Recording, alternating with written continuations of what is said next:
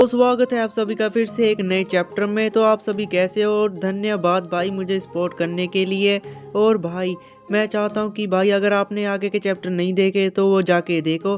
तो आज के चैप्टर में हम देखते हैं उस सेरा लड़की को। ये स्कूल नॉर्मल बच्चों के लिए है, कोई परेशानी पैदा मत करो।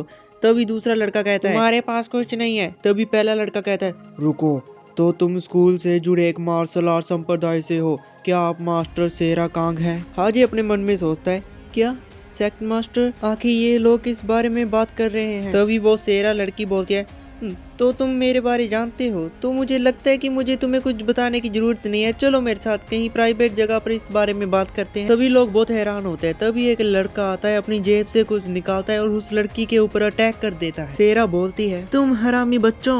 हाजे बोलता है क्या उसका पर्स फट चुका है? सब लोग यहाँ से भागने लग जाते हैं। तभी एक लड़का आता है और कहता है चलो यहाँ से भागो। हाजे कहता है क्या वो एक बॉम्ब था? तभी पहला लड़का कहता नहीं वो एक बॉम्ब नहीं था। तभी हम उस लड़की को देखते हैं जिसे कुछ भी नहीं हुआ होता और वो लड़की कहती है क्या वो स्पिरिट चार्म इंसान था? शायद ये वही अटैक था जो उस लड़के ने इसके ऊपर मारा था, उसका नाम स्पिरिट चार्म इंसान था। हम देखते हैं सेरा किसी के साथ फोन पे बात कर रही होती है।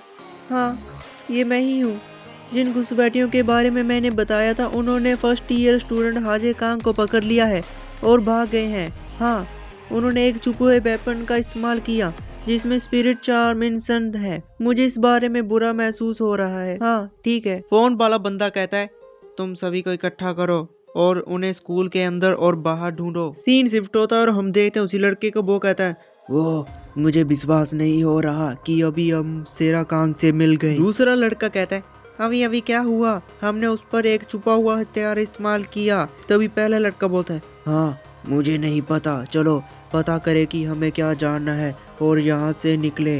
वैसे भी अब तो बस हम ही हैं। हाजे कहता है तो चलो दोस्तों थोड़ी सी बातचीत करते हैं। पहला लड़का बोलता है तुमने सियुन को देखा है ना, वो कहाँ है?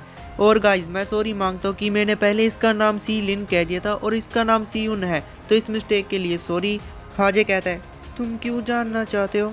तभी पहला लड़का कहता है इससे तुम्हारा कोई काम नहीं है। हाजे तो मैं तुम्हें नहीं बताऊंगा। पहला लड़का कहता है क्या? तभी हाजे कहता है ये सही नहीं है, तुम पूछ रहे हो और तुम्हें सिर्फ वही बताऊं जो तुम जानना चाहते हो, बदले में कुछ भी प्राप्त किए बिना। मेरे भी बहुत सारे सवाल हैं, तो चलो आओ एक दूसरे को बताते हैं जो कुछ हम जानते हैं। पहला लड़का कहता है हा, मैंने सोचा था कि तुम कायर हो, लेकिन तुम में हिम्मत है, मैं समझता हूँ। फिर दीवार पे एक मुक्का मारता है और कहता है लेकिन हिम्मत से तुम मर जाओगे बच्चे। हाजे कहता है सच कहूँ तो मैं हैरान हूँ, मुझे विश्वास नहीं हो रहा कि मैं अभी इतना शांत कैसे हूँ, लेकिन अगर तुम मुझे मार दोगे तुम्हें वो पता नहीं चलेगा जो तुम जानना चाहते हो। दूसरा लड़का कहता है चलो यार हमारे पास इसके लिए समय नहीं है, तो तुम क्या जानना चाहते हो हाजे? हाजे कहता है तुम लोग सियुन ली को क्यों ढूंढ रहे हो? दूसरा लड़का कहता है हाल ही में सियोनु क्लैन को पूरी तरह से बंद कर दिया गया है और अब वो अकेले रहते हैं, इसीलिए स्वाभाविक रूप से हम ये जानने के लिए उत्सुक रहते हैं कि जब कबीले का मुखिया कोई कदम उठाता तो क्या होता है। हाजे कहता है हाँ इसका क्या मतलब है? सियोनु कबीला क्या है और कबीले के मुखिया से आपका क्या मतलब है? एक लड़का कहता है अरे बस ये एक नॉर्मल बच्चा है। तभी दूसरा कहता है ऑलराइट, तुम मान लो कि सियुन मुरीम में एक बहुत इंपॉर्टेंट व्यक्ति है और इसीलिए हम उसकी तलाश कर रहे हैं। हाजे कहता है क्या मुरीम क्या है? पहला लड़का कहता है ये क्या बकवास है, कुत्ते तू नर्क में जाना चाहता है। तभी दूसरा लड़का कहता है मुरीम एक ऐसा समाज है जिसके मूल्य सामान्य लोगों से अलग है, क्या तुम अब संतुष्ट हो? हाजी कहता है किस तरह के मूल्य? हाजी इनको एक भी आंसर नहीं बताता और क्वेश्चन से क्वेश्चन पूछता रहता है। पहला लड़का बोलता है अबे ओए बकवास बंद कर, अब हमारी बारी है क्वेश्चन पूछने की, तू आंसर दे, सियुन कहाँ है? हाजे बोलता है ठीक है। अचानक से आवाज आती है मैं यहाँ हूँ, बल्कि इनके पास में ही सियुन खड़ा होता है और इन लोगों की फटके चार हो जाती है उसे देखने के बाद। सियुन कहता है मैं तुम्हें वार्निंग दे रहा हूँ, भागने के बारे में सोचना भी मत। लेकिन सब लोगों की फटके पहले ही चार हो जाती है और वो इसके इतना बोलते ही सब लोग भागने लग जाते हैं और हाजे कंफ्यूज होता है। लेकिन इतने में वो देखता है कि पंछियों की तरह सब लोग उड़ रहे होते हैं। हाजे सियुन को बताने की कोशिश करता है लेकिन सियुन वहाँ पर नहीं होता, मतलब कि जो ये पंछियों की तरह उड़ रहे हैं उनको उड़ा रहा है भाई अपना सियुन। और सब लोग की पहली सी फटी हुई थी, अब उनकी धुलाई भी हो चुकी है। सब लोग चिल्ला रहे होते हैं अरे यार। तभी हाजे कहता है मुझे लगता है ये रियली एक भूत है। एक लड़का कहता है ये किस लिए था। तभी दूसरा कहता है क्या तुम हमें मारने की कोशिश कर रहे हो। तभी तीसरा कहता है हमारी क्या गलती थी। तभी सियोन कहता है तुम लोगों ने एक हाइडन वेपन इस्तेमाल किया मास्टर क्लेन के ऊपर। तुम लोगों ने एक नागरिक को ब्लैकमेल किया और धमकी दी और मुरीम के बारे में जानकारी दी। क्या मुझे और किसी कारण की ज़रूरत है? और मैं बाद में तुमसे पूछूंगा कि तुम मुझे क्यों ढूंढ रहे थे।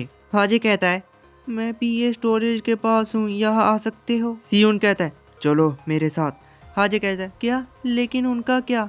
तभी यहाँ से पुलिस आती है और कहते हैं चलो उठो बच्चों चलो। सियोन कहता है मैंने कहा चलो मेरे साथ। हाजे कहता है ओके। हाजे अपने मन में सोचता है आखिर ये आदमी कौन है, ये बहुत डरावना था। सियोन कहता है क्या तुमने देखा, अगर तुम मेरे बारे में बात करते फिरोगे तो यही होगा, बस मुझसे दूर रहो। हाजे कहता है मुझे नहीं पता तुम इतने दयालु हो, तुम मेरी चिंता के कारण ऐसा कह रहे हो है ना। हाँ, और तुमने पहले भी जिन्हों के साथ कुछ किया था ना, मैं तुम्हें इसके बारे में पूछने के लिए तुम्हारी क्लास में गया था, लेकिन मुझे ये सुनकर हैरानी हुई कि तुम काफ़ी समय से स्कूल नहीं आए हो। वैसे अभी वो क्या था, तुमने वो कैसे किया, क्या वो किसी तरह की सुपर पावर थी, क्या तुम भी मुरीम योद्धा हो। सियोन कहता है बस काफ़ी है, मैं मजाक नहीं कर रहा, तुम खुद को मार सकते हो, मुझे कोई फ़र्क नहीं पड़ता।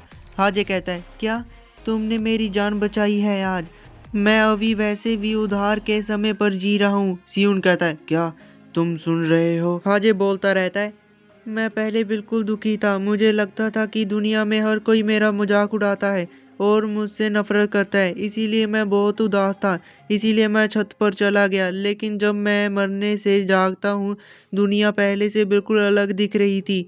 मैं देख सकता था कि हर कोई मेरा दुश्मन नहीं था, और क्लास में एक लड़की ने मेरे लिए जूनों तक खड़े होकर बात की। तभी मुझे एहसास हुआ जूनों ने मुझे इतने लंबे समय तक परेशान किया कि इससे मेरी असली की समझ ही बिगड़ गई। इसीलिए मैं तुम्हारा आभारी हूँ कि तुमने मुझे ये एहसास दिलाया, अगर मैं ये जाने बिना मर जाता ये बहुत बुरा होता। सियोन कहता है बेहतर होगा तुम अंदर चले जाओ, क्लास शुरू हो गई होगी शायद। हाजे कहता है हाँ ओके, खैर मैं आपसे बाद में मिलूंगा। सियोन कहता है तुम अभी भी वहाँ क्यों खड़े हो। हाजे कहता है क्या मुझे किसी भी तरह से आपका नंबर मिल सकता है। लेकिन सियोन गुस्से से देखता है। फिर हाजे कहता है कोई बात नहीं, रहने दो।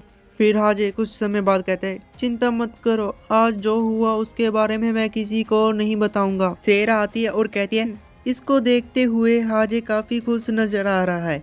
सियोन कहता है तुम्हें कैसा लग रहा है सेरा। फिर सेरा कहती है मैं ठीक हूँ, ये बस एक टेम्परेरी झटका था, जैसे कि तुमने सोचा होगा। ऐसा लगता है कि ये घुसपैठिए बुरों के लिए काम कर रहे हैं। फिर सियोन कहता है सॉरी सेरा, ये सब मेरी गलती है। फिर सेरा कहते तुम्हें माफ़ी मांगने की ज़रूरत नहीं है, ये मेरी गलती है उन लोगों को स्कूल में घूमने देने के लिए, लेकिन मुझे नहीं लगता कि तुम्हें वास्तव में इस तरह शामिल होने की ज़रूरत है।